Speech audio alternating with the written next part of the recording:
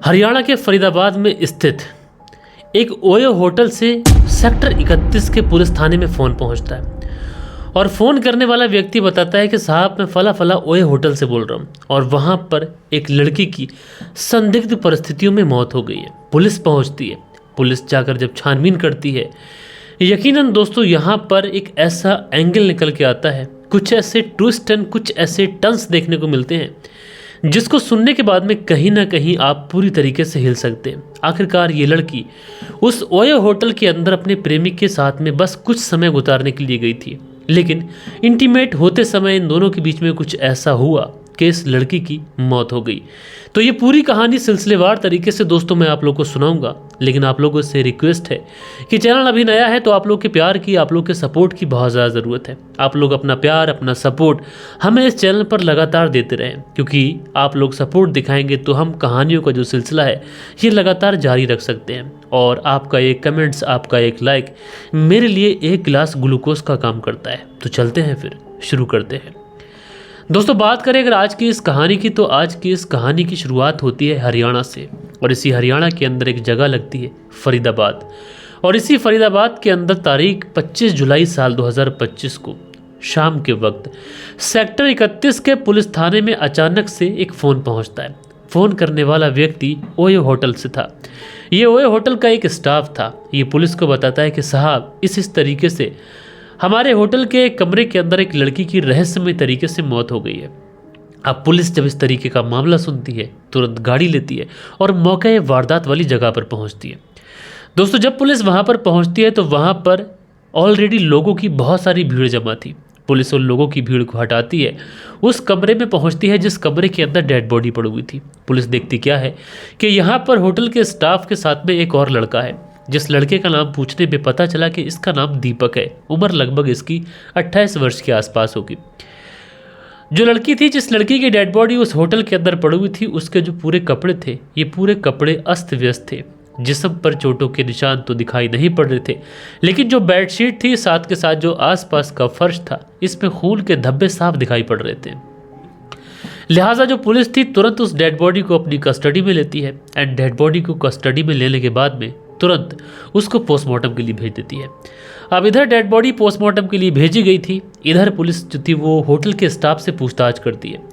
तो जो होटल का स्टाफ होता है वो बताता है कि साहब आज ही के दिन सुबह के तकरीबन 10 से 11 बजे के आसपास एक कपल, जिसमें ये लड़का जो साथ में खड़ा हुआ है दीपक और इसकी ये जो साथ में दोस्त आई थी इसका नाम शीबा था, ये दोनों आए थे। उसके बाद में जैसे ही कुछ कमरे से किसी भी तरीके की कोई हलचल दिखाई नहीं दी तो उसके बाद में हमने दरवाज़ा खटखटाने की कोशिश की। जब हमने दरवाज़ा खटखटाया तो उसके बाद में दीपक दरवाज़ा खोलता है। हम उससे पूछते हैं कि क्या कुछ हुआ, तो दीपक बताता है कि साहब मैं अपनी इस गर्लफ्रेंड के साथ में इस रूम के अंदर इंटीमेट हो रहा था कि उसी समय ये बेहोश हो जाती है और इसके सिवा कुछ नहीं हुआ। लेकिन जैसे ही होटल स्टाफ ने देखा कि लड़की बेहोश है, उसके कपड़े अस्त व्यस्त हैं और सामने फर्श पर खून के छींटे हैं और जो बेडशीट है उस पर खून के धब्बे हैं, ये देखने के बाद में जो होटल का स्टाफ था ये तुरंत सेक्टर 21 जो 31 है वहीं के पुलिस थाने में कॉल कर देता है। अब दोस्तों उसके बाद में पुलिस जो थी वो दीपक को अरेस्ट करती है। अरेस्ट करने के बाद में दीपक से पूछताछ की जाती है। शुरुआत में तो दीपक पुलिस के सामने कुछ कहने से बचता रहता है। दीपक यही कहता है कि वो बस अपनी गर्लफ्रेंड के साथ में इंटीमेट हो रहा था और इसी दौरान वो बेहोश हो जाती है और उसके साथ में क्या हुआ मुझे नहीं पता, लेकिन पुलिस कहती है कि वो बेहोश नहीं, वो तो मर चुकी है। और दोस्तों उसके बाद में जब दीपक के साथ में सख्ती दिखाई जाती है तो जो दीपक होता है ये पुलिस को जो कहानी सुनाता है, उस कहानी को सुनने के बाद में आप लोग हैरान हो सकते हैं, परेशान हो सकते हैं कि आखिरकार आज के इस दौर में इंसान की जान कितनी ज़्यादा सस्ती हो चुकी है। आप देखते हैं चाहे लिव इन में हो या फिर पति पत्नी हो या फिर कोई और पार्टनर, इंसान कत्ल कुछ इस तरीके से कर दे रहा है जैसे क्राइम कुछ क्राइम ही नहीं है। इंसान को ये नहीं पता है कि उसको इस तरीके के क्राइम करने के बाद में किस तरीके की सज़ा मिलती है। दरअसल दीपक बताता है कि मेरी और शीबा की जो दोस्ती होती है ये अब से तकरीबन 10 साल पहले होती है। शीबा ICICI बैंक में काम किया करती थी और उसी दौरान जब दीपक की शीबा से मुलाकात होती है तो शीबा देखने में बेहद ही खूबसूरत थी। दीपक किसी तरीके से ये चाहता है कि वो शीबा से अपने दिल की बात कर सके, लेकिन दीपक को ये मौका मिल नहीं पाता है। समय यूं ही गुजरता रहता है। शीबा जब कभी भी उस रास्ते से जाती, क्योंकि ये लोग मोहन बाबा नगर के रहने वाले थे और उसी मोहन बाबा नगर में दीपक रहा करता था, उसी में शीबा भी रहा करती थी। जब कभी भी शिवा अपनी ड्यूटी के लिए घर से निकलती थी तो जो दीपक था रास्ते में उसका इंतजार किया करता था, लेकिन दीपक कभी भी अपने दिल की बात शिवा से कह नहीं पाता था। एक दिन कर्रा दिल कर दीपक शिवा से अपने दिल की बात कहता है। दीपक भी देखने भालने में बहुत ज़्यादा अच्छा था, इसलिए जो शिवा थी ये दीपक की उस दोस्ती के प्रपोजल को एक्सेप्ट कर लेती है। अब उसके बाद में थोड़े दिनों तक तो इनकी जान पहचान के तौर पे बातचीत होती रहती है। उसके बाद में इनके बीच में गहरी फ्रेंडशिप हो जाती है, यानी गहरी दोस्ती हो जाती है। और जैसे ही ये दोस्ती आगे बढ़ती है इन दोनों के बीच में मोहब्बत हो जाती है। अब दोस्तों जब इन दोनों के बीच में मोहब्बत होती तो उसके बाद में घंटों घंटों ये दोनों एक दूसरे से बातचीत किया करते। कभी कभी इन लोगों को मौका मिलता तो ये दोनों एक दूसरे से मुलाकातें किया करते। शिवा दीपक से कुछ इस कदर मोहब्बत करने लगी थी कि वो दीपक से शादी करने के लिए वो अपने घर वालों के खिलाफ भी जा सकती थी, क्योंकि शिवा जो थी वो मुस्लिम फैमिली से बिलोंग करती थी, जो दीपक था वो हिंदू फैमिली से बिलोंग करता था। ऐसे में इनके बीच में समाज की एक बड़ी दीवार थी, लेकिन सारी समाज की दीवारों को फांद कर शिवा जो थी वो दीपक से मोहब्बत कर रही थी। दीपक भी शिवा से बेइंतहा मोहब्बत करता था। दोनों ने फैसला कर लिया था कि हम दोनों एक दूसरे के साथ में शादी करेंगे। शादी करने के बाद में दोनों एक दूसरे के साथ में ज़िंदगी बिताएंगे। लेकिन शिवा जब कभी भी दीपक से शादी करने के लिए कहती तो दीपक कहता है कि वो इस बारे में घर वालों से बात करेगा।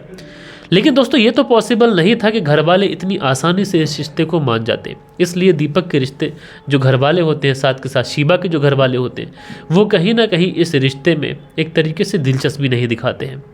अब जब दीपक को ऐसा लगता है कि हमारी शादी पॉसिबल नहीं है तो जो दीपक होता है ये शिवा से दूरियां बनाना शुरू कर देता है। जब दीपक शिवा से दूरियां बनाना शुरू करता है तो शिवा को ये बातें बहुत ज़्यादा नागवार गुजरती हैं। शिवा जो थी वो दीपक से बातचीत करने की कोशिश करती, लेकिन दीपक हमेशा शिवा को अवॉइड किया करता। लेकिन उसके बाद में शिवा जो थी वो दीपक से कहती कि देखो अगर तुम मुझसे शादी नहीं करोगे तो फिर बहुत ज़्यादा गलत हो जाएगा।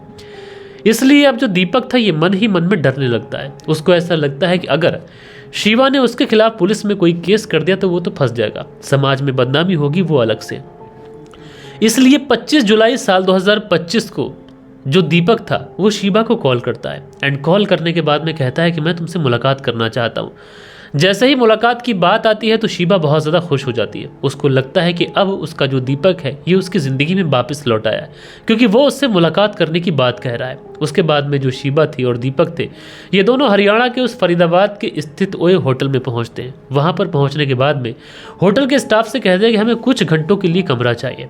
अब दोस्तों ओए होटल आजकल के कपल्स की पहली पसंद है, इसलिए जो होटल स्टाफ होता है वो कहता है कि तुम्हें कमरा तो मिल जाएगा लेकिन तुम्हें अपनी दोनों की आईडी देना पड़ेगी। इसलिए आईडी दी जाती है और दोस्तों उसके बाद में ये जो दोनों थे दीपक और शिवा उस कमरे के अंदर चले जाते हैं, डोर लॉक करते हैं और उसके बाद में एक दूसरे के साथ में बातचीत शुरू करते हैं। दोनों एक दूसरे के साथ में इंटीमेट होते हैं, लेकिन उसी दौरान इन दोनों के बीच में किसी बात को लेकर झगड़ा हो जाता है। दोस्तों जब इन दोनों के बीच में झगड़ा होता है तो झगड़ा कुछ इस कदर बढ़ता है, जो दीपक होता है ये शिवा की बड़ी ही बेरहमी के साथ में हत्या कर देता है और हत्या करने के बाद में वहीं पर बैठा रहता है। जब होटल का स्टाफ उस रूम को खुलवाता है तो ये कहता है कि उसकी जो गर्लफ्रेंड है वो बेहोश हो गई है।